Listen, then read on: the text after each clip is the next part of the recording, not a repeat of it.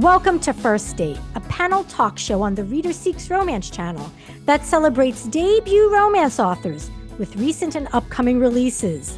I am your matchmaking host, Liz Donatelli.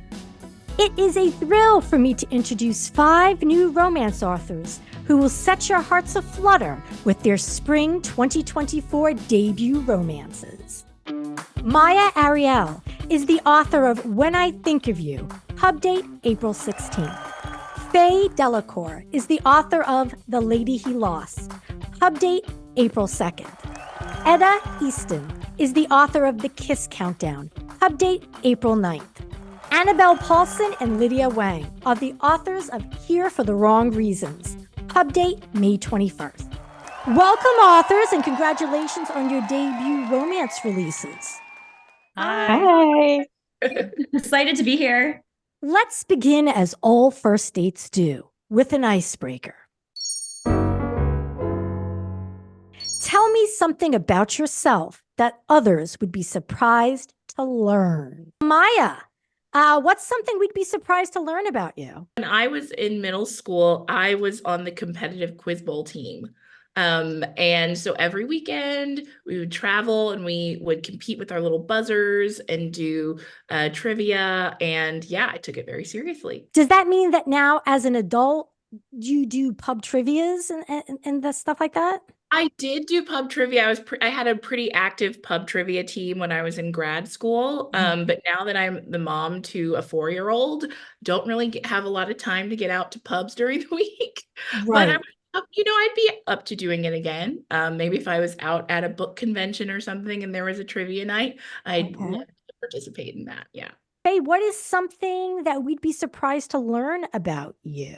I have a lot of like random hobbies or fixations that come up.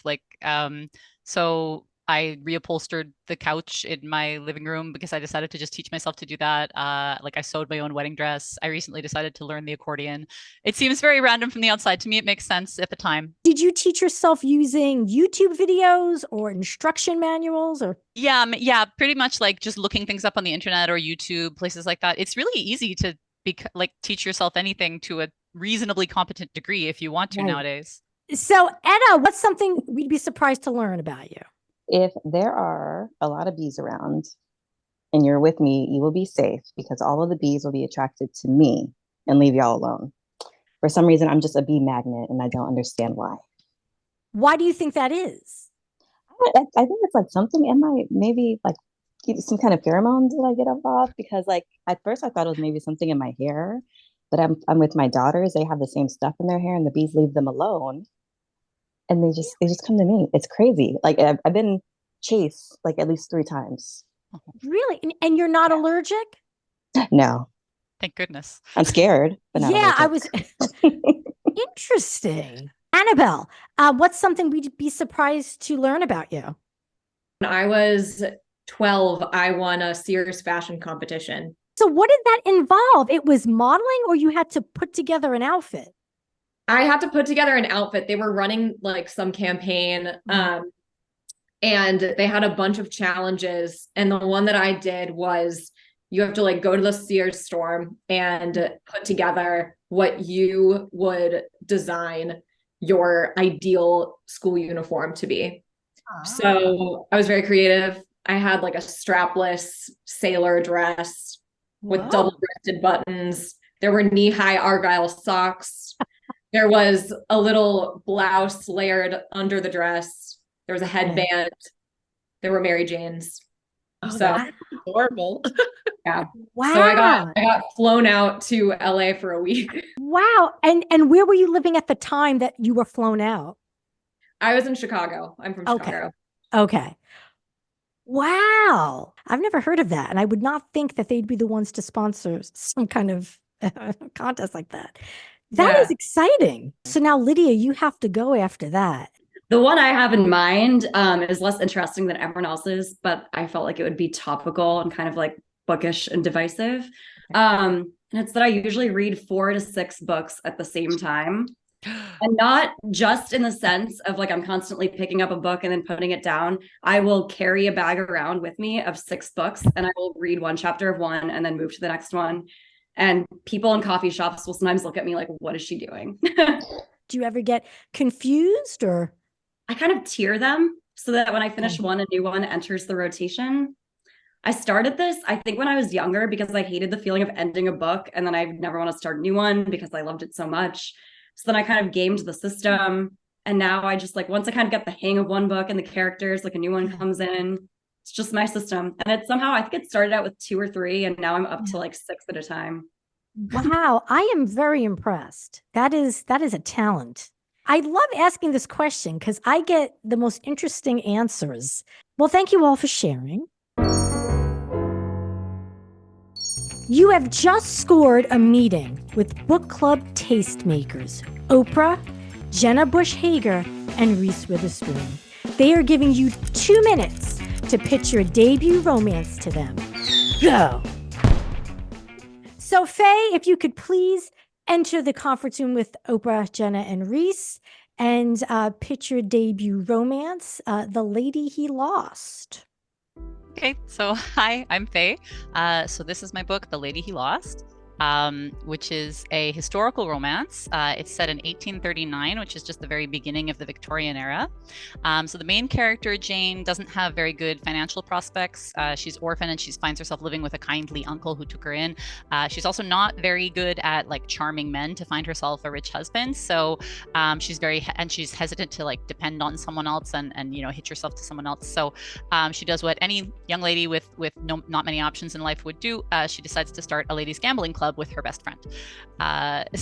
So as she's working on that and trying to find, some direction in her life with that, then the only man that she ever maybe kind of would have thought about marrying comes back from the dead. So he was lost at sea in a shipwreck while he was in the Navy 2 years ago, and everyone presumed him dead because they couldn't find him afterwards. But he turns up in town alive, claiming that he was abducted by pirates this whole time.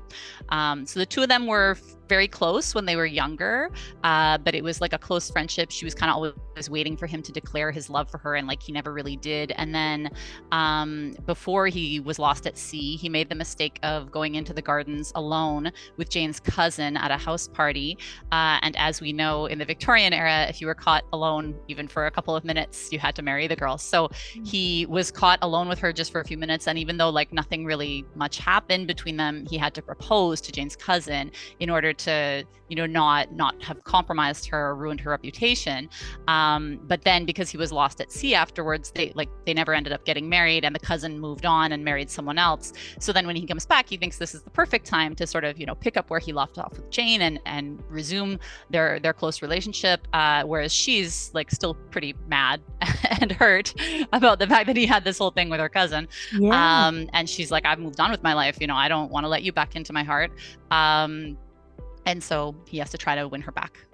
Lost at Sea. I feel like you're bringing that back. The Lost at Sea trope. Exciting. Okay, let's see who is next. Let's go with Annabel and Lydia. Please enter the conference room with Oprah, Jenna, and Reese and pitch to them your debut romance, Here for the Wrong Reasons. All right, stakes are high. I'm Annabel, the Annabel part of Annabel and Lydia. Here for the Wrong Reasons, our debut lesbian rom-com, is about 2 women who go on a bachelor adjacent reality TV show for different reasons and fall in love with each other instead of the leading man. So my girl Kristen, whose POV I wrote from, is a very repressed rodeo queen from Montana. She does not know why things have not worked out with all of the men in her giant state. And she has decided that things may work out with Josh, the first Ashkenazi Jewish lead on Hopelessly Devoted, the reality show. Mm-hmm. Lauren over here is a very slay, conniving influencer. She's closeted lesbian and is going on the show to get more followers and probably brand deals with Revolve. While they are there, tensions rise and, things may not be exactly what they seem. And in the end, they are both there for the wrong reasons, unbeknownst to all of them. That has a potential for a lot of drama. There's a lot of drama. Yeah, I'm digging that. Now, are you both fans of a particular reality dating show or shows? We are big Bachelor viewers. So we started writing this book while talking. We would watch the show every week together, which I should also add, we are a couple, but we were just friends when we started thinking about this book. And we were like, it'd be really fun to read a book about two contestants on the show. One is kind of like the girl next door, there for love. The other one is kind of a conniving influencer. Right. And they clash because they're there for different reasons. And then they fall in love with each other. So now you're saying that writing this book, you had your own romance going from friends to lovers? Yes. Although I will say that it was very condensed. I would say we went from friends to lovers within the first month. Okay.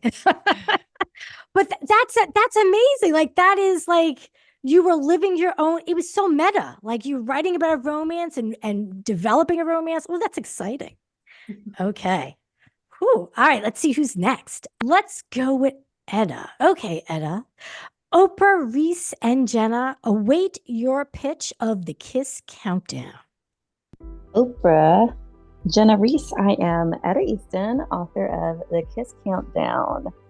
And here we have Emery, who's just down on her luck. She's recently lost her boyfriend. She's lost her job and on the verge of losing her apartment when her ex-boyfriend comes into her favorite coffee shop, obviously wanting to show off his new girlfriend. So instead of letting them both see just how down her life is, she does something that is totally reasonable by saying the next hot person to walk into the coffee shop is her boyfriend. And that just happens to be Vincent, a real astronaut. And he plays along, even though they had a meat disaster because she spilled coffee on him. But he plays along, and once the ex-boyfriend just walks off in shame, Vincent's sister actually comes up. She heard the whole exchange, and now she thinks that they're really together because, as it turns out, Vincent has been telling his family that he has a girlfriend. So Anne-Marie has to go ahead and pay back the favor and go with him to a New Year's Eve party. And, they discover, they both have something that they can get out if they keep on the charade. So he lets her move into his house rent-free. She continues playing his fake girlfriend in front of his family, and it's just shenanigans from there. Now, I have to ask a question that might seem minor, but it is a question that my co-host and I discussed. I also co-host a show called Romance Roundup on Reader Seeks Romance channel. And we talked about the Kiss Countdown. We read the back where it said about, the coffee spilling and you could see the muscles on this astronaut. And we had a conversation, a way too long of a conversation, trying to figure out how much was in the coffee cup. Because it sounded like it was almost like a bath, like a coffee bath. And she just poured it over him. So how much coffee is in there that it soaks in and you could see the muscles? Because this is the question that keeps popping up in my mind whenever I read the summary. How much coffee does the main character spill on the astronaut? So what happens is she's walking, she turns around. He's too close to her, first of all. So she turns around, he's right there, and he does not have the top on his coffee all the way. He's got a large coffee. So she bumps into it, and then the coffee is able to just spill that way. It's a venti. Oh, okay. So Myah, Oprah, Reese, and Jenna would love to hear your pitch of When I Think of You. Well, I am Myah Ariel, author of debut contemporary romance, When I Think of You. I would say this is the TV show Insecure meets Project Greenlight. It tells the story of Kalia Wilson, who is an aspiring producer. This book is set in Hollywood. Kalia is an aspiring producer, but as is often the case, she has been paying her dues for several years, and she is working as an overutilized but undervalued receptionist at a movie studio. When one day in walks her former flame, the man that broke her heart art and film school. She's been tracking his career for the past several years, and his career has taken off. He is now a hotshot director. His name is Danny Prescott, and he has walked in because he is about to launch production on his next big film. And they haven't seen each other in 7 years. And of course, all of that pent up attraction and baggage and just all of those angsty feelings come to the fore. She just so happens to be listening to a smutty audiobook when this happens, as one does. And so it's a very, a very awkward run-in, but against all of the odds, he offers her a job working on the pre-production of his next film. And this could be her first big chance to break out of the service aspect in the industry and to actually start working towards her dreams, because any other opportunity she sought after, the doors have been closed in her face. So she either takes this job to work for her ex who once broke her heart, or she just continues the same old same. I'll let you guess what she does, but the rest of the book is a look behind the scenes on what it's like to produce a film and to be in the system, in the Hollywood system as a Black creative, and sort of toiling with the pitfalls of nepotism and privilege and misogyny and things like that. And so, of course, with all of the yummy things and trappings of second chance romance as well. You live in Los Angeles. Should I assume that you either work in or your life is touched in some way by the entertainment industry?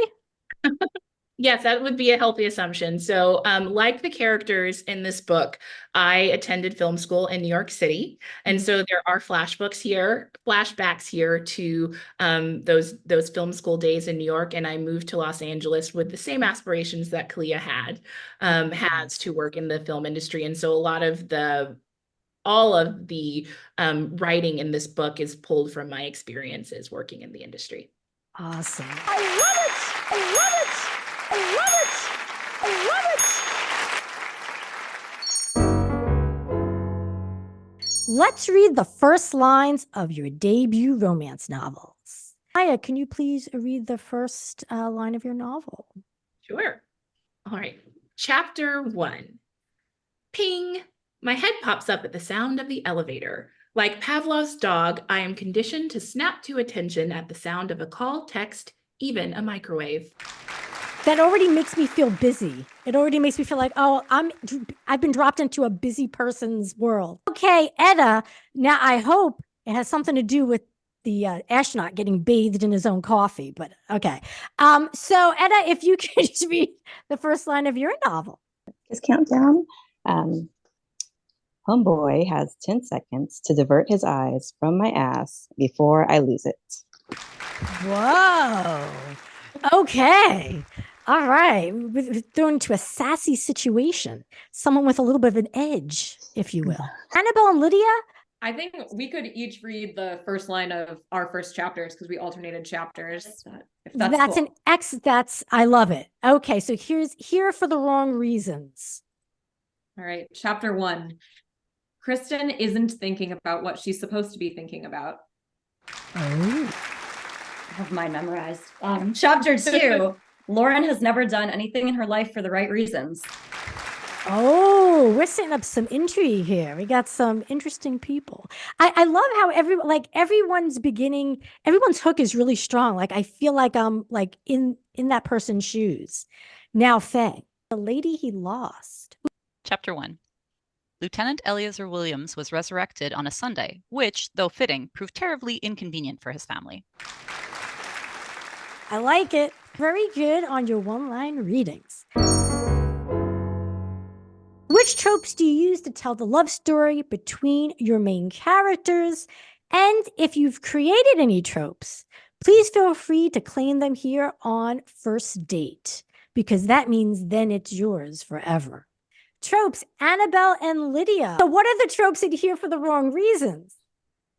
So we've got rivals to lovers, not really enemies to lovers, more like annoyance to lovers, rivals to lovers. Got it.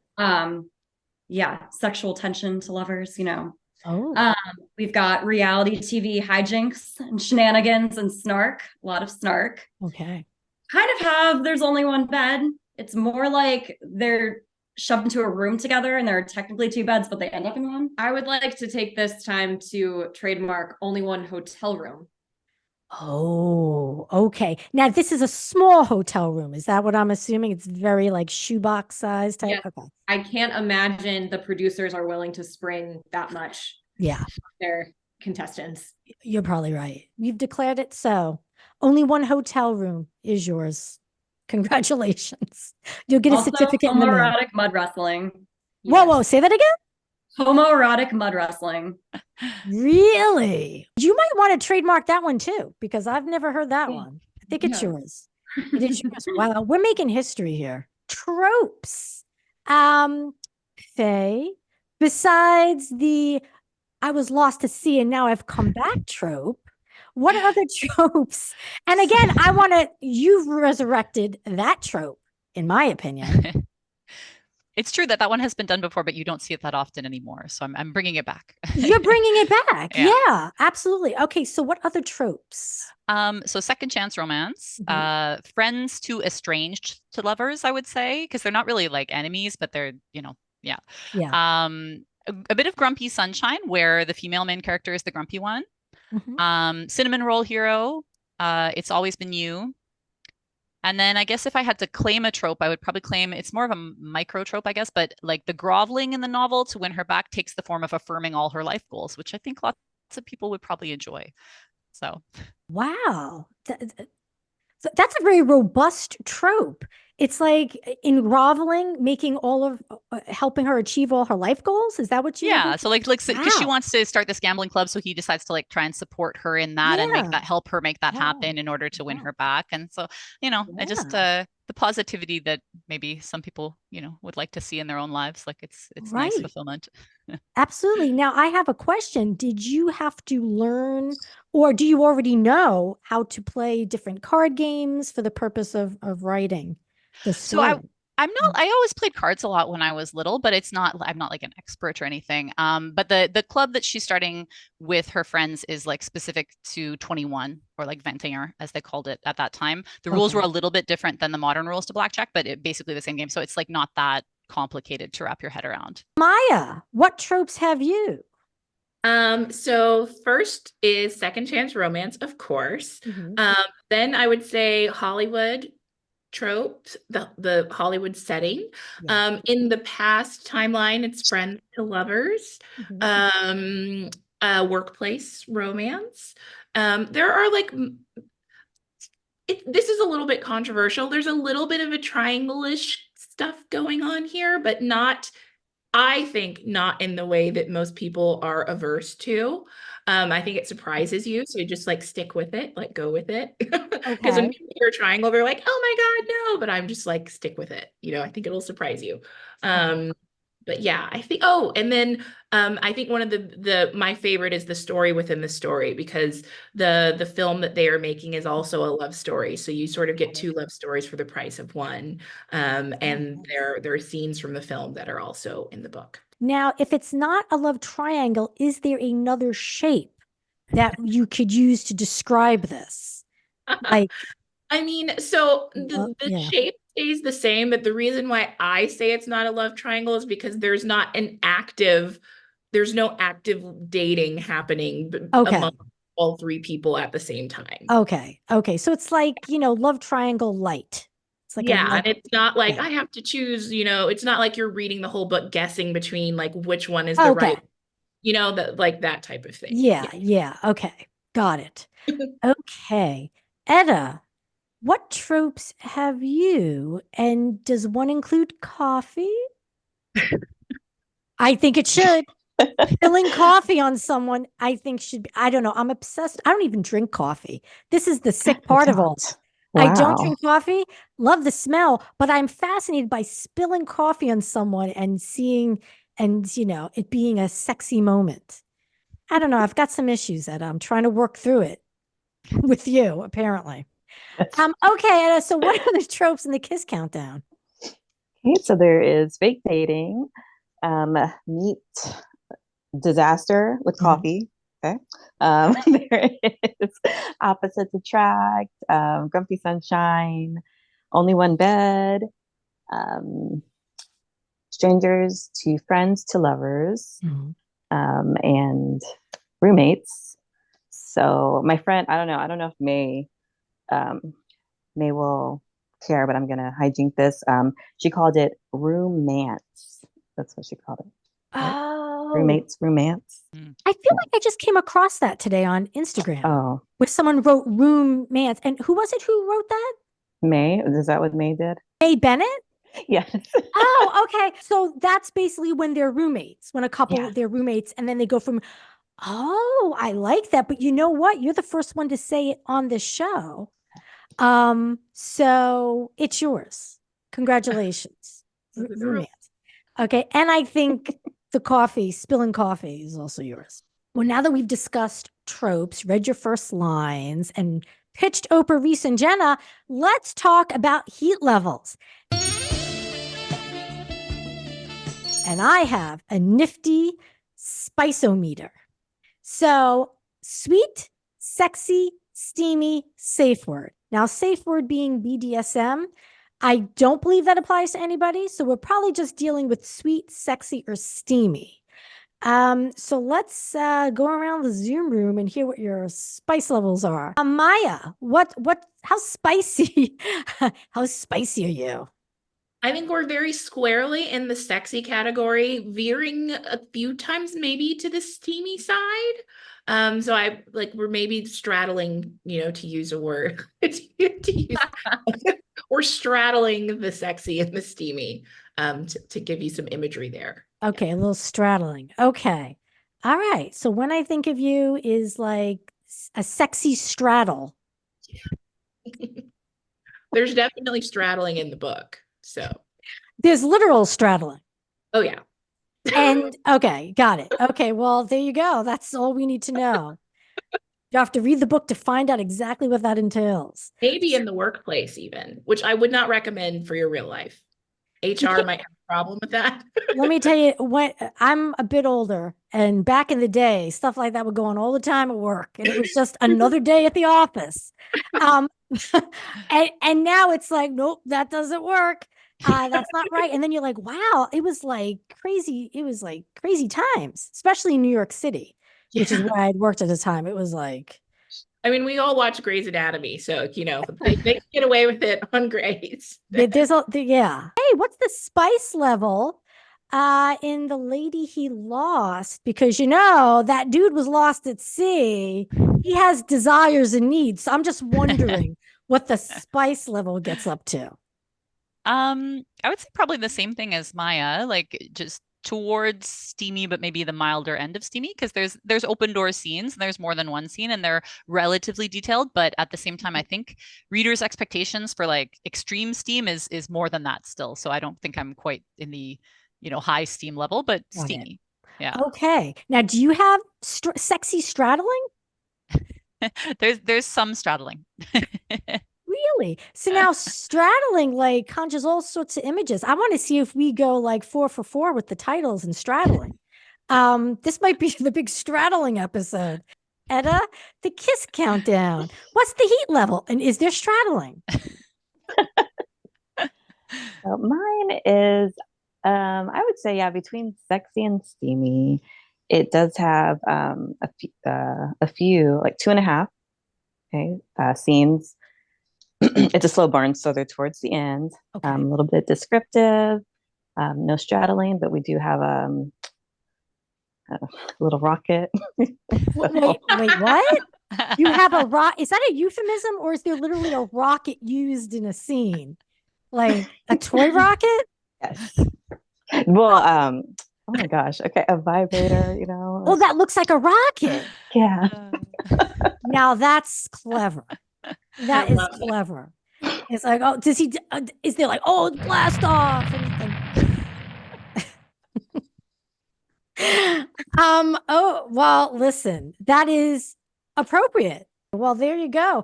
And even with that, you think it's kind of like sexy into steamy, but not. Did you say it was full on steamy? I don't think it's full on steamy. Just I'm going to say you're firmly in steam if you have a rocket vibrator But I don't know. Everyone's got to read these books to just find out for themselves. Annabel and Lydia, what's the steam situation for Here for the Wrong Reasons, and is there straddling? Sexy to steamy as well. We've got, I think, 3 scenes, right? Yeah, Oh. we've got some heavy petting. Are there any cleverly constructed vibrators? Well, they're pretty analog. I think they went to film the show, with only the clothes on their back. Yeah. Okay, because when you say analog, I think that you're talking about a dial-up phone and that they use like a phone receiver. That's what I thought when you said analog. Just the basics. Yeah, just the basics. Okay. So that's what you mean. Got it. Okay. I hear you. Okay. Well, again, everyone's got to read these books for themselves, but everyone's going to have a different idea of what spice is. I'm starting to think that rocket thing is spicier than you think, Etta. I did think that, but then you're not supposed to look at the reviews, but I look at the reviews anyway, and like people are like, yeah, this is it's so sweet, and I'm like, really, okay. I don't listen. If there is any type of sex toy, you automatically are in the steam. In my book. What's your romance writing superpower? This is your chance to brag about yourselves as debut romance authors. Okay, Faye, what is your romance writing superpower? So I probably would have said my sense of humor, because I try to inject a fair bit of comedy into my work. But since the book came out on April 2nd, I've seen some early reviews, and a fair number of readers say they really like the characters and the secondary characters. So maybe the characters more. Yeah. Okay, so you're good at developing characters and also creating a supporting cast that has they're distinctive. They have distinctive voices. Yeah, I mean, at least that seems to be what people note that they like about it when they leave a positive review. So I guess I'll embrace that. Annabel and Lydia, what are your individual superpowers and your collective superpower? Right. I would say for me, my dialogue is really funny. I'm just gonna go ahead and say, Nice. I would say that the book is really equal parts rom and com. The snark was very important to me. Okay, I love to hear that. Okay, Lydia. I think I am good at the yearning. I'm good at writing pining. I'm a Pisces. I'm kind of a lover girl. I think I'm very good at writing the wistful yearning vibes. Okay, nice. And now together, what would you say your superpower, your collective superpower is? I mean, I like to think that we have a very fluid voice. We've talked to people who haven't been able to tell that we necessarily did the 2 POVs and thought we maybe did them all together. But I also do think that it's distinct at the same time. I don't know. It feels like a cop-out answer because maybe that's the obvious writing duo answer. But I also think the snark and the pining goes well together. I think we balance each other out a bit. I can get kind of corny, and she brings me back down a bit. Wait, did you say horny or corny? Corny. Oh, horny. Okay. Too. What is your romance writing superpower, Myah? I guess I'll answer this by saying I also read reviews. So I'll pull out my favorite takeaway from what I've seen is that the book does touch on some challenging topics because Danny's character is dealing with grief. Kalia's character is dealing with feeling not seen in her career, and she's dealing with a lot of tough things. And a lot of people have said that they have seen themselves and their own struggles reflected. They've said they felt that I handled those topics with a lot of care. And so just seeing people feel reflected in the work, I think has meant the most to me. So I think that means I kind of did a good job with it. So yeah. Etta, what is your romance writing superpower? I would say that when people read my book, they just really want to drink some coffee, I'm just like, no. I would say it would be humor. When I was writing, originally I was like, okay, I'm gonna write this just super serious book, and it's but I mean, the more I wrote, I'm like, I need humor in here. So it would just be injecting humor, just everyday life. Like I love to laugh. So, Yeah. That's what I hope that when people read this book, that they're laughing, giggling the whole time. Yeah. Nice. All very good answers. So now it's time for all of you to read your dedications. Etta, who did you dedicate your debut romance novel to and why? And could you also read it? I'm not like very sappy. I did not have a dedication in mind. No, you just made first date history. That's interesting. So what was your reason for that? I do have acknowledgments. So Okay. in my acknowledgments, I do acknowledge my husband. We've been married about 15 years now. I have to acknowledge him. Nice. And my daughters. I think it's difficult to figure out who to dedicate a book to, which is why I like to ask who and why and can you read it? Because I'm sure it's not easy. So Myah, who did you dedicate When I Think of You to and why? And could you read the dedication, please? Well, I'll read the dedication first and then talk about the dedication is for ambitious Black girls who dare to live out their dreams in spite of those who said we couldn't, for dreamers and grievers and people who've been made strong by leading heavy lives, for my mother. So I think it's kind of self-explanatory. So the beginning, I'm kind of, talking to myself 10 years ago and anyone out there who's got dreams where, people are telling them your dreams don't make sense, like do something practical, do something else.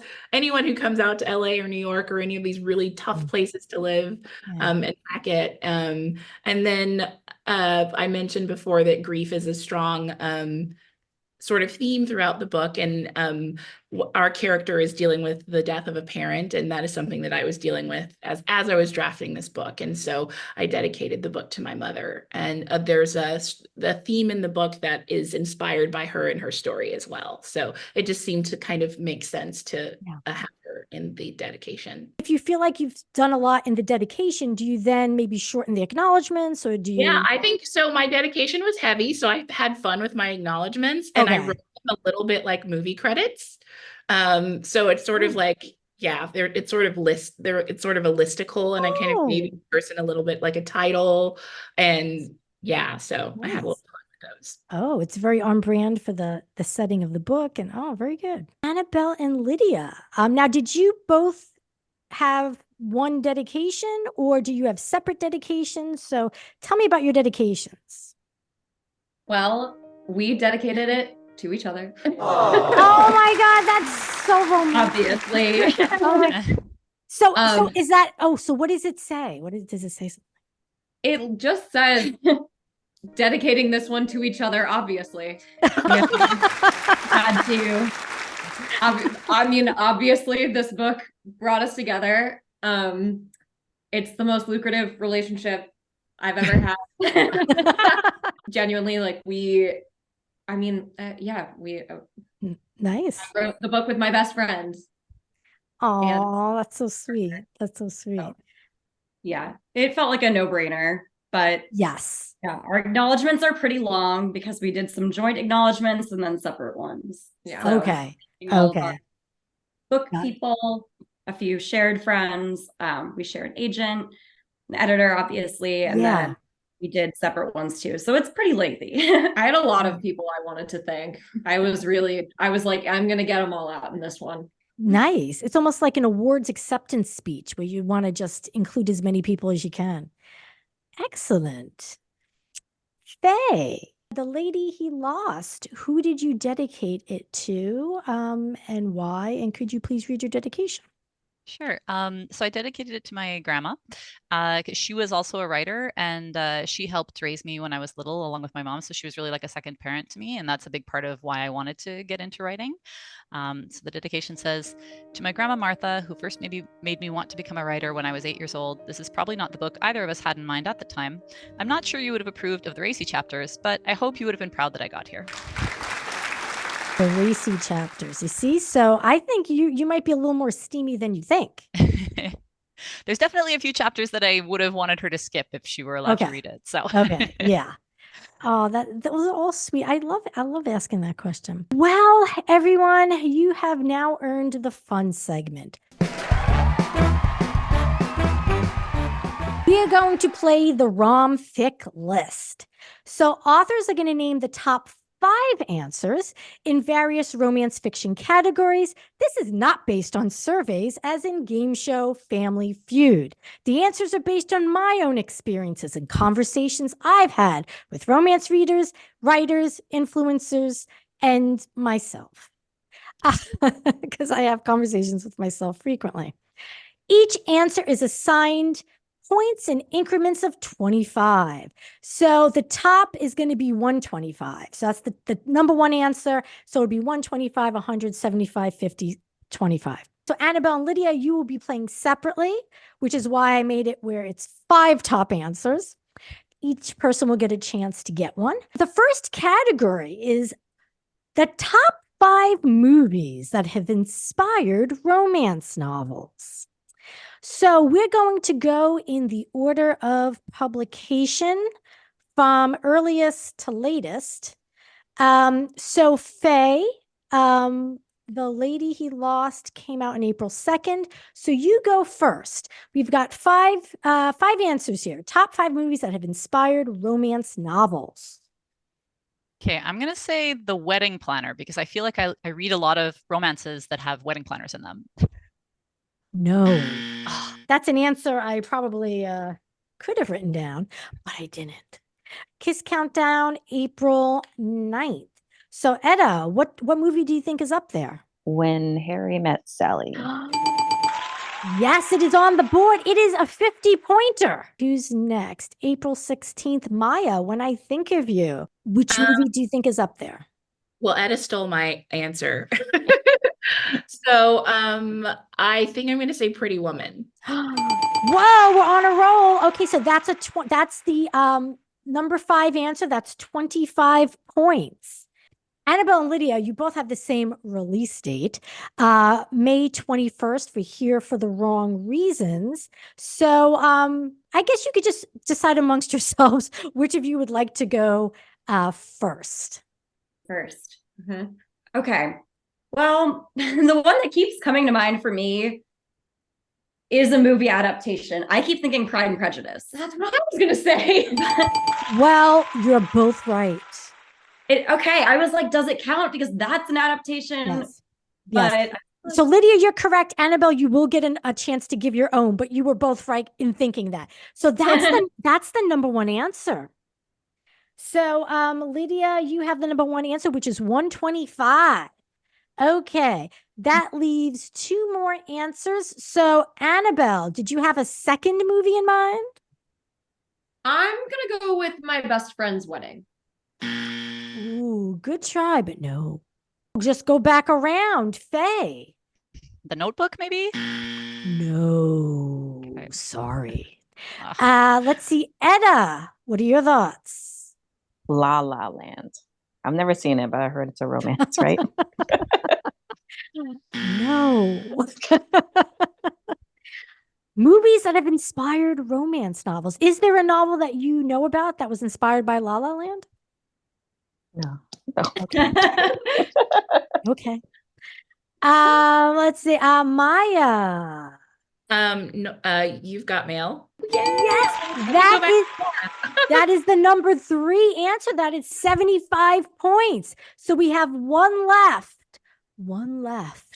Okay. So now, Lydia, do you want to go first again? do you have one in mind? Oh. Okay, what about Notting Hill? You know, that actually is a good answer. Like that celebrity normie no, but it's not there. So if you guys don't want to go around again, then I can just tell you what the 100-point answer is. Number 2 is Twilight. Oh, that makes sense. So let's go on to the next category. Top 5 reasons for a fake relationship. Okay. So we're going to go in the order in which everyone arrived tonight. So Myah, you go first. Top reasons for a fake relationship. Something to do with an ex. Do you have to like your ex you're trying to Yeah, X is on the board. Make an ex jealous is actually what I have, which I'm sure that's what you meant. So that is 75 points. That was a number 3 answer. Faye, you were next. So Faye, reasons for a fake relationship.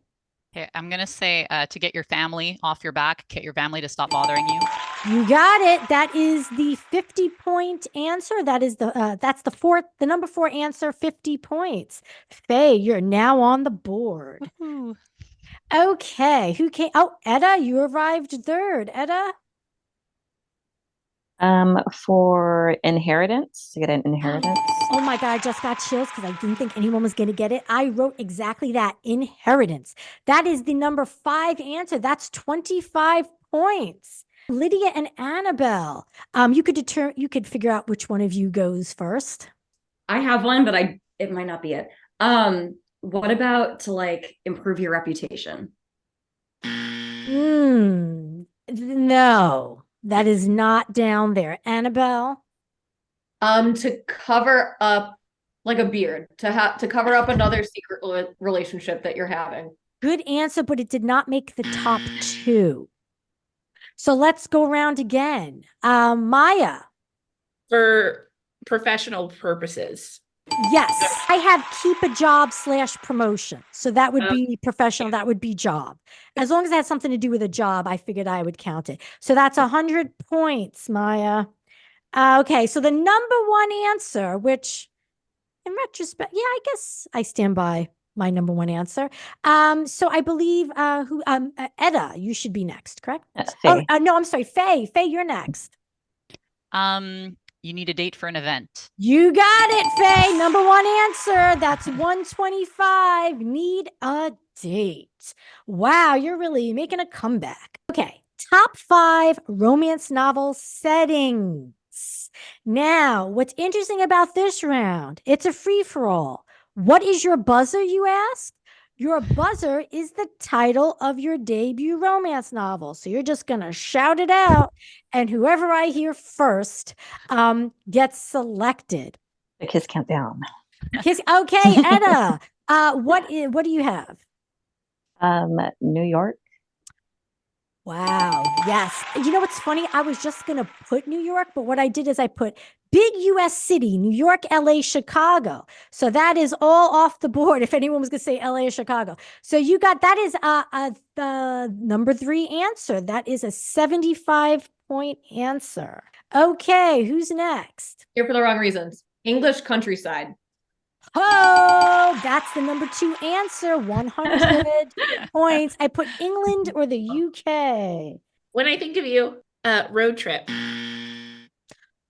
No. Lady he lost. Small town romance. Small town is the 125 number 1 answer. Small town. We have 2 more answers, the number 4 and number 5 answers. When I think of you. Okay, Myah. Okay, I might be totally off on this, but workplace, is that a setting? No, it is not on the list. Sorry, Myah. Lydia, if you want to throw in your title. Okay, here for the wrong reasons. Okay. Do we have like a Western ranch? You got it. Ranch/farm is the number 4 answer. You get Amazing. 50 points for that, Lydia. Here for the wrong reasons. Yes. Vacation. You got it, Annabel. Oh, wow, okay. Island or a vacation resort. So a vacation setting. Yeah. Gotcha. So Annabel then gets, that is 25. So this is the top 5 forced proximity microtropes. So these are within forced proximity. What are those microtropes? This is alphabetical by last name, which is basically the same order we've been going all night. So Myah, you go first. Workplace romance. Okay, coworkers. I have coworkers. So that is the number 2 answer. That is 100 points. Next, alphabetically, Faye. Only one bed. What? That should be on it. Come on. Oh. I don't think what I have here is technically. Okay, it's all right. Okay, you know what? All right, let's put a pin in that. Because I might be able to give you points for that. Let's hold off. Let's hold off. Etta. Fake relationship. Forced proximity, microtrope. Well, fake relationship, I would say, is a big trope. So I wouldn't say it would be part of a microtrope under forced proximity, even though fake dating, yeah, you have to be forced together. Hold on a second. Yes. Okay. I just spoke to the judges, Faye, and they're going to give you credit for must share an apartment or a hotel room. We're going to give you credit for that as only one bed, because essentially when you're spending time in a hotel room or an apartment, there's usually a bed situation. So we're going to give that to you, and that's 75 points. Thank you. I appreciate that. Annabel, you go next. This happened to us relatively recently, stuck in an elevator. Do you know I almost put stuck in an elevator, but I haven't seen it enough to include it. And yet it happens to me in real life. Isn't that funny? Isn't that ironic? I fully expect a stuck in the elevator scenario in your next book. It actually is. Actually, we there's looked one at in it. You already wrote Nice. it. I love it. I love it. Let's go back around. Myah. Snowed in. Ooh, actually, that's the number one answer. Oh, wow. That's 125, Myah. I was thinking of a specific book, and I will shout out Nikki Payne, Pride and Protest, because of the snowed in blizzard. Nice. Good shout out. I'm going to give a little bit of a clue. This is something the two characters are doing together. And because they're doing it together, there is a forced proximity situation. Lydia. Setting other people up. Ooh. You might be last right now, Lydia, point-wise. So I'll give you one more chance. Teammates. No, actually, that's a really good answer, but no, sorry. So we have two more answers. You know, I'm going to make this one just a free-for-all. Just use as your buzzer your book title. The Lady He Lost. Did you? I think Myah and I both answered at the same time. You okay, can go, but Myah. all I heard was Lost. Since you heard Lost, I think Faye goes Yeah, first. I did hear the Lost because I was like, what book was that? And then I realized Lost, yes. Faye. I'm going to say there's a common goal. They're both working towards the same thing they have to achieve. Yeah, well, what is it? Oh, I have to be more specific than that? Yeah, Okay, because this is something that happens very specifically in many okay, books. Contest. They're trying to win a contest. No. Okay. Okay. Now, Myah, you also threw yourself in the ring for that one. So what do you have? I'm going a different direction. I'm going to say they're sick. They're together. Like You know, that's another good one. Okay. I will, if everyone's given up, I'm going to give the number 4 and 5 answer. Number 4 for 50 points, planning a wedding together or in the same wedding party. And then number 5 was road trip. Oh, I was going to say that. yeah. I was like, oh, she's singing in the wrong round. I thought for sure you were going to come up with that. So in first place is Myah with 500 points. In second place, Faye with 375. In third place, Lydia with 175. Fourth place, Etta with 150 and Annabel with 125.